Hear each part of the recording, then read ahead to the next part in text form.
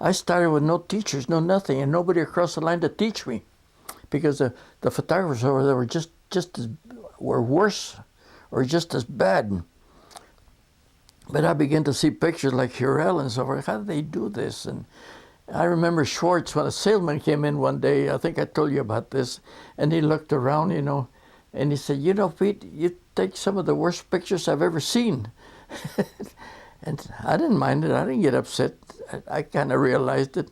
Then he told me what the light, and I'm listening. And little by little, I wanted to know how they did this, and asking questions. And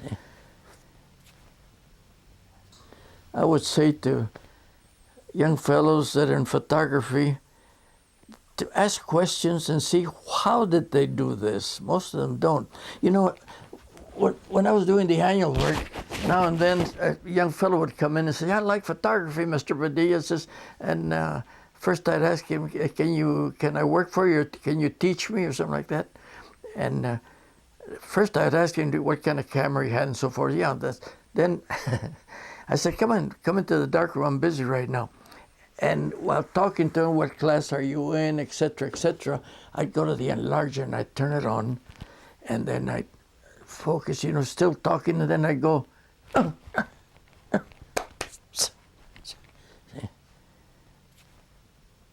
Then I turn around, aren't you going to ask what I did? You're not asking, you're just looking, but you're not learning. You should have asked what I was doing. I was doing nothing, just to see what you would say. And they smiled, and that fellow, forget him. Because I said, well, I'll let you know, and it's the inquisitive one, you got to ask. I had to learn something that they never published, anticipating the action. Now, the speed graphic was almost 3 days when you pulled the trigger back there on the speed. It was almost about 3 days later that the shutter came. That lapse of time, so you want to catch a guy sliding into home, you had to figure out a split second before he got to home to pull that thing, because there was an element of time which you figured by the time the guy hit home, that's when the picture was taken. If you did it when he hit home, it was too late. The picture that came out was he almost getting up.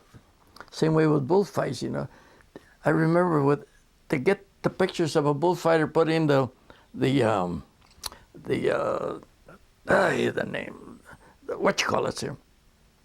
The banderillas.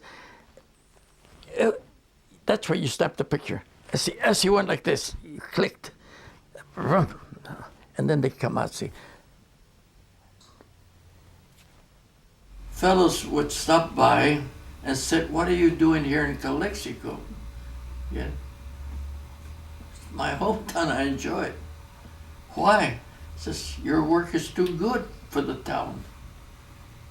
And in other words, if I went to San Diego or Los Angeles, in richer communities, and I knew the average work that was going on in a lot of studios, I'd look in the windows and say, my God, I'd make a fortune here, but that's the way the cookie crumbles. When I was talking about bigotry, it exists everywhere. Jealousy, envy, or whatnot.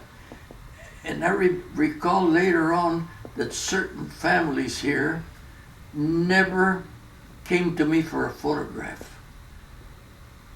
Why?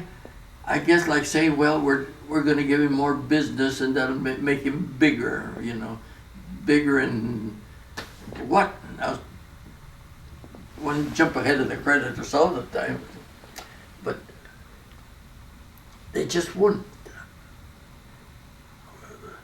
And I never could figure that out.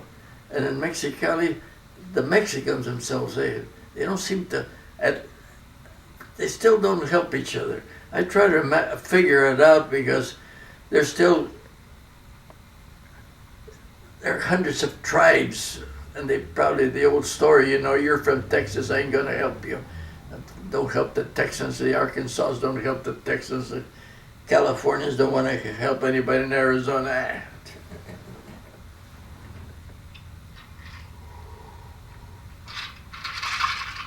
Salute. The broken down philosopher.